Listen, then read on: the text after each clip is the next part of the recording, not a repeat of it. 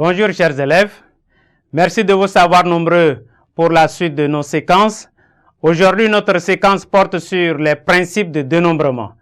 Tirage de boules dans une urne ou bien d'une urne.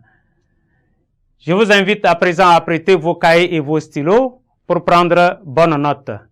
À la fin de notre séquence, chacun et chacune de vous doit être capable de modéliser les différents types de tirage. Modéliser les différents types de tirage.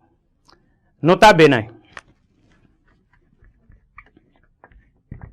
Nota bene. Pour résoudre les problèmes de dénombrement, on a utilisé le comptage, les diagrammes, les arbres. C'est ce que nous avions utilisé dans les séquences précédentes. On a aussi utilisé les arrangements avec remise, qui sont les PUP. On a aussi utilisé les arrangements sans remise. Nous avions utilisé les permutations, qui sont aussi les arrangements de n éléments, de tous les n éléments de P. Et nous venons d'utiliser encore les combinaisons. Il est donc nécessaire de connaître les caractères de ces différentes notions et de préciser leur domaine d'utilisation. C'est ce qui est important. Il faut savoir à quand utiliser tel modèle ou tel modèle. Nous parlons maintenant de tirage de boules d'une urne. Dans une urne contenant 12 boules numérotées de 1 à 12, on tire 3 boules de cette urne. Nous avions 12 boules numérotées de 1 à 12 et on veut tirer 3 boules de cette urne. On nous demande ici de calculer le nombre de tirages distincts dans les 3 cas suivants. Premier cas, les 3 boules sont tirées l'une après l'autre en remettant chaque fois la boule tirée dans l'urne. Deuxième cas, les boules sont tirées l'une après l'autre sans les remettre dans l'urne. Le troisième cas, les 3 boules sont tirées simultanément. Attention, on peut récapituler ces différents types de P-boules et leur dénombrement par le tableau suivant. A désigne un ensemble ayant n éléments. Donc, nous avions construit ce tableau. Nous allons remplir ensemble. Comment comprendre ce tableau? Nous avions les modèles que nous avions écrits modélisation. Nous venons de dire, nous avions plusieurs types de tirages.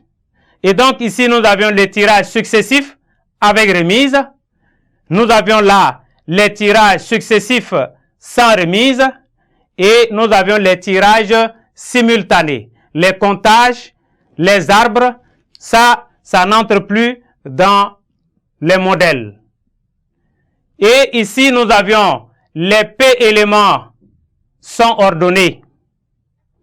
Ici, nous avions les P éléments sont distincts, sont distingués l'un par rapport à l'autre élément. Nous avions les outils. Les outils. Qu'est-ce que nous faisons? Est-ce que c'est les arrangements? Est-ce que c'est les PUP? Ici, nous avions le nombre de tirages. On a eu des propriétés. Pour tirer successivement avec remise, le nombre de tirages est. Donc, c'est là. Nous allons remplir ce tableau. Dans le tirage successif avec remise, les éléments sont-ils ordonnés?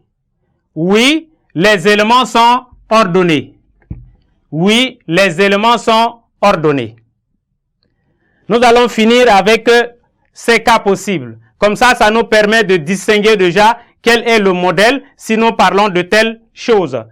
Ici, dans le tirage successif sans remise, est-ce que les éléments sont ordonnés? Oui, les éléments sont ordonnés. Pourquoi? Parce que nous tirons successivement. Premier tirage, deuxième tirage, troisième tirage, ainsi de suite. Donc, il y a de l'ordre dans le tirage. Ici, est-ce que les éléments, les P-éléments sont ordonnés? Non. Les P-éléments ne sont pas ordonnés. Pourquoi? Parce que nous prenons à la fois. Donc, il n'y a aucun ordre parmi les P-éléments tirés. Non. Maintenant, nous venons dans la distinction.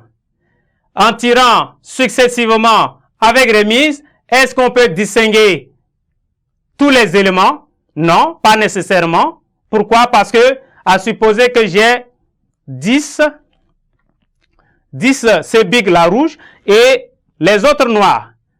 Maintenant, si je mets ensemble et que je tire ce big rouge au premier, au second, je tire encore un big rouge, est-ce que nous serons à mesure de distinguer le premier big rouge tiré et le second big rouge tiré? Pas nécessairement. Donc, ici, c'est pas distingué nécessairement. Donc, non. Alors, ici, dans le tirage successif sans remise, est-ce que les P-éléments sont distingués? Oui, parce que quand nous tirons, nous ne remettons plus. On dépose, voilà le premier tirage, second tirage, on dépose, voilà le deuxième, ainsi de suite. Et donc, on peut distinguer les éléments puisqu'ils sont exposés. Donc, oui. Pour les tirages simultanés, les P-éléments sont-ils distingués? Oui, car si nous prenons simultanément, on ne remet plus, on dépose, et donc, s'il y a de différentes couleurs, ou bien les différentes formes, on peut les distinguer les unes par rapport aux autres. Donc, oui. Les outils. Ici, lorsque nous faisons des tirages successifs avec remise, nous avions appelé les PUP. Les PUP. Et lorsque nous faisons des tirages successifs sans remise, nous avions appelé des arrangements sans remise. Arrangement. Les arrangements sans remise. Et lorsque nous faisons des tirages simultanés, nous faisons ici la combinaison ou bien les combinaisons. Et nous venons maintenant dans le nombre de tirages. Nous avions dit, lorsqu'il s'agit de tirages successifs avec remise, ce sont les PUP. Donc si A contient N éléments et qu'on veut tirer P éléments, on a N à la puissance P qui est le nombre de tirages. Et pour le tirage successif sans remise, on a dit c'est arrangement de P parmi les N éléments de l'ensemble. Et ici, avec P inférieur à N. Et lorsque nous avions des tirages simultanés, dans les tirages simultanés, nous avions utilisé les combinaisons. Donc, c'est la combinaison de P dans N.